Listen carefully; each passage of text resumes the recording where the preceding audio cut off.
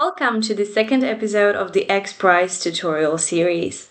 In previous episode, we demonstrated one method using filters and showed you where to find historical drug prices. Today's episode is dedicated mainly to pharmaceutical wholesalers. For instance, let's explore how to identify the importer of your drug in a specific country, including parallel importers, using different filtering methods than in the previous episode. Let's work with Mapdata 500 milligrams in Sweden. So type Mapdata and search for the brand. Then click on this blue search button here.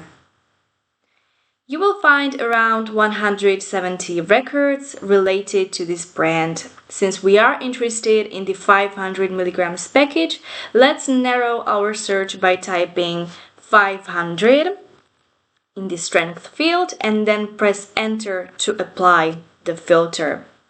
We can also filter by country, so let's type Sweden in the country column, press the enter, and now we've successfully filtered our search to find what we're looking for. To see all importers of this drug in Sweden, scroll a bit to the right, look for the columns labeled Foreign Marketing Authorization Holder and Foreign Representative/Manufacturer. We can see that the price is set for 3 different subjects. One of them is the official product owner. It's this one, the registration holder, and the remaining 2 are the parallel importers. Moreover, we can see that the prices are different for these 3 subjects, even though it is still the same package size. X-Prize allows us to filter out whichever drug in the database this way.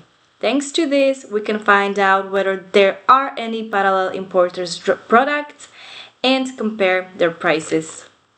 We hope you find this episode helpful and that it has improved your understanding of the app. Stay connected with us for the upcoming episodes and we look forward to seeing you again soon. Goodbye!